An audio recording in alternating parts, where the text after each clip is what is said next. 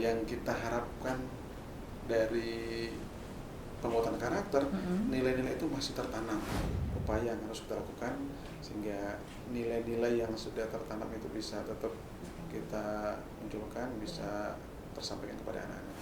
Bisa memilih ya, memilih opsi-opsi tersebut. Betul. Dan untuk SMA Kosgoro kita memilih untuk mengambil opsi menggunakan kurikulum darurat. Kurikulum darurat.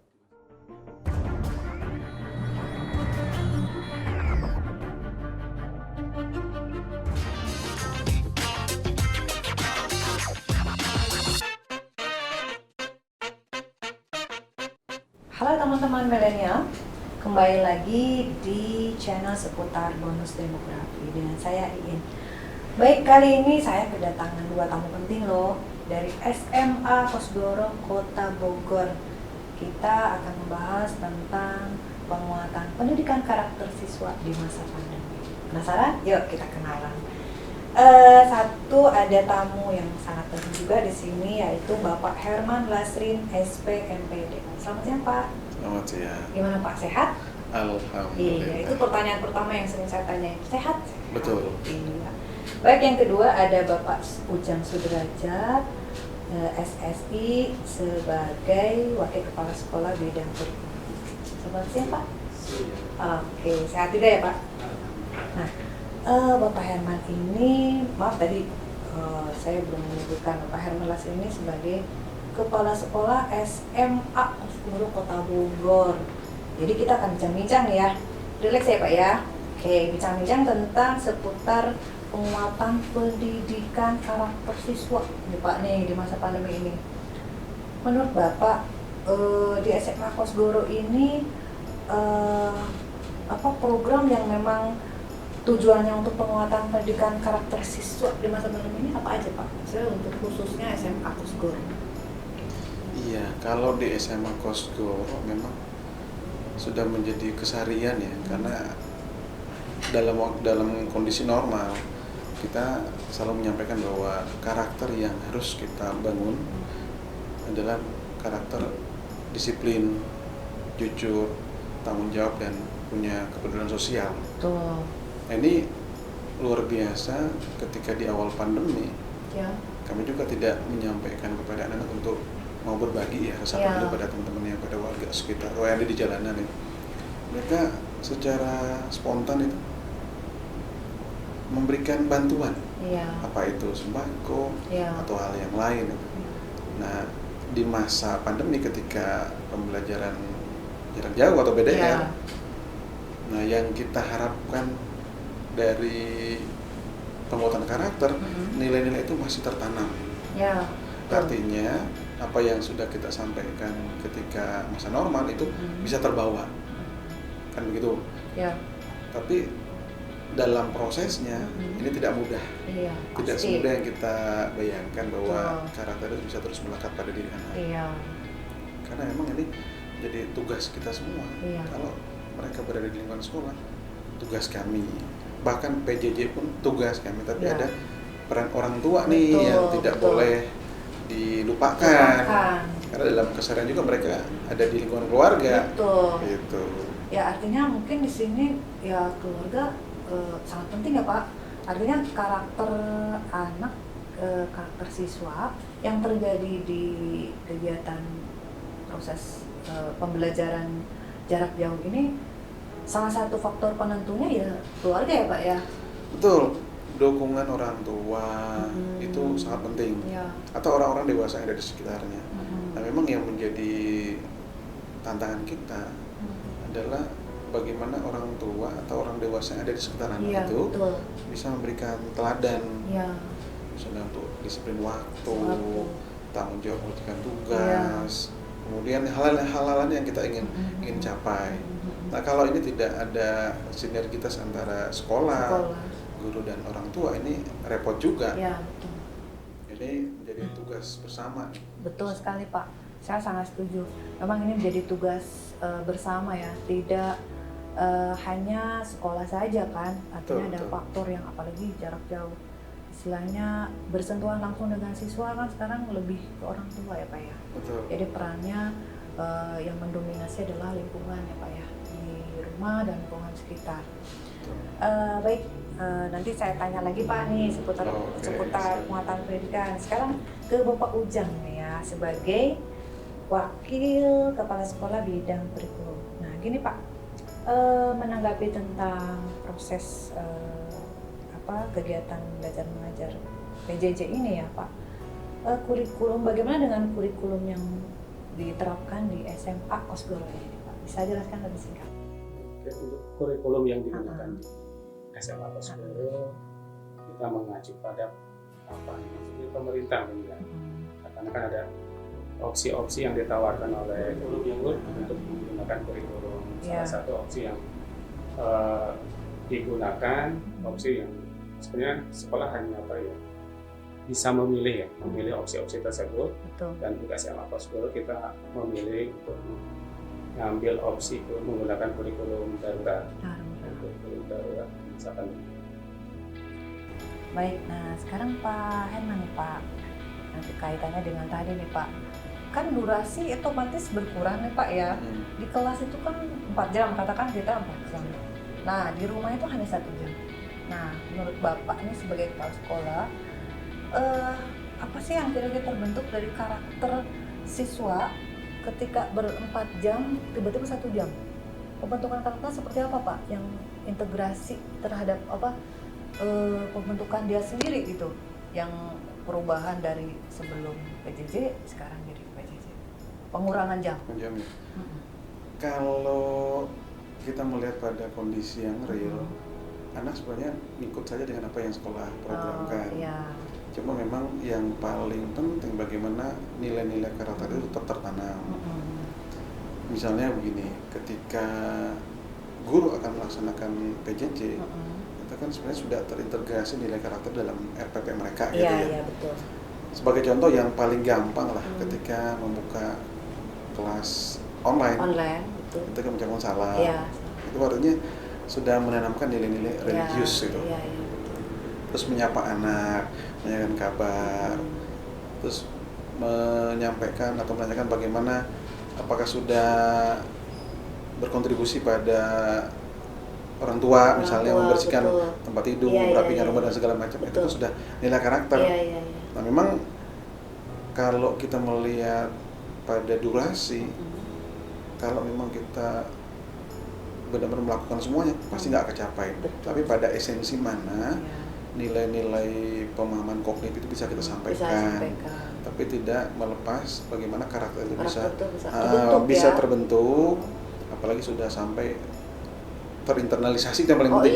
Itu tingkat tertinggi sebuah nilai karakter. Jadi tertanam dalam diri mereka bahwa ini harus kami lakukan nih, cinta keluarga, sayang sama lingkungan misalnya, hidup bersih, apalagi di kondisi pandemi seperti ini kan.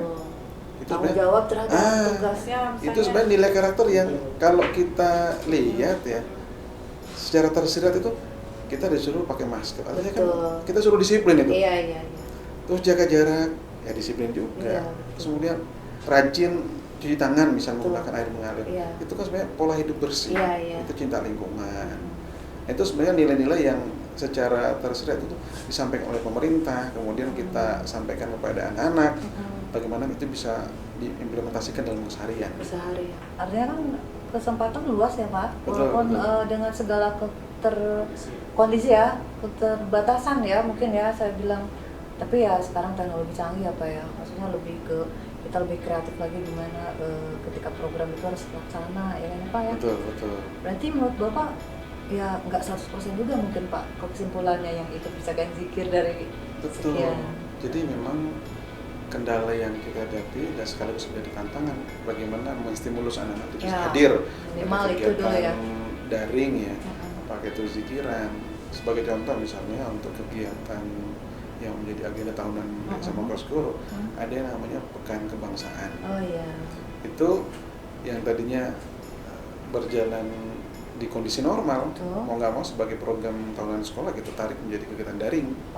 Dan ini direspon bagus, walaupun memang dalam jumlah partisipasi itu agak sedikit menurun memang. Tapi paling tidak nilai yang kita ingin tanamkan bahwa SMA Kosgoro sangat kental dengan nuansa kebangsaan.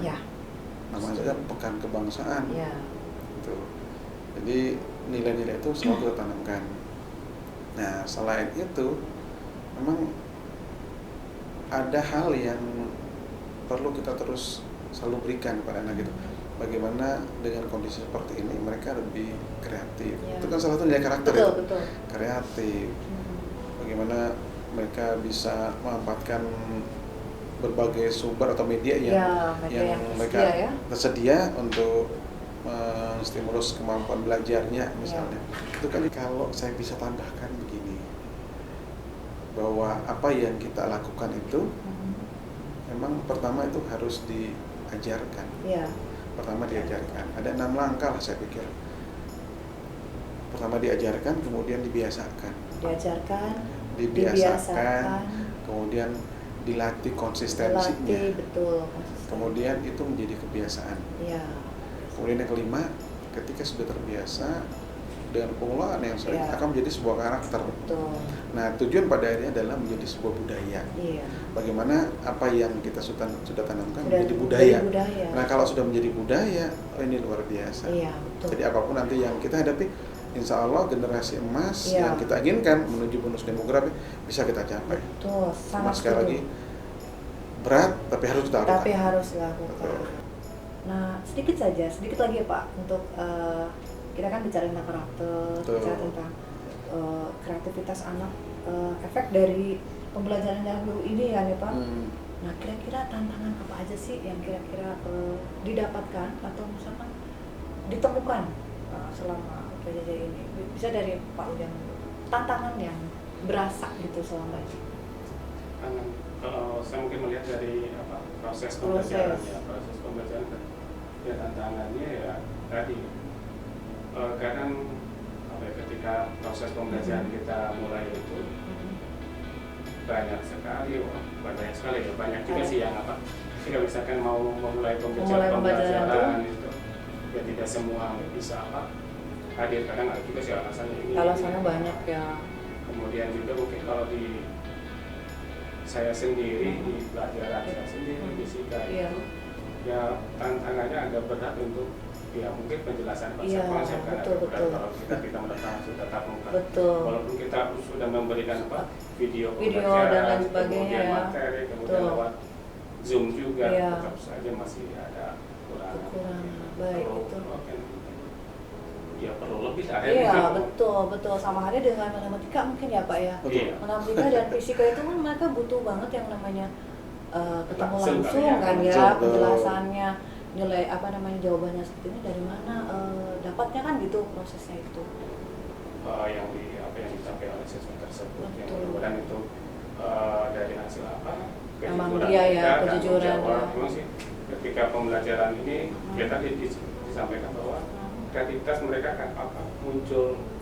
Betul. Karena mungkin yang biasa yang agak gaptek dengan teknologi yang mereka mau nggak mau ya harus bisa mengikuti ya. Oke, itu tantangan dari Pak Ujang sebagai guru ya Pak, sebagai guru mapel ya, mata pelajaran.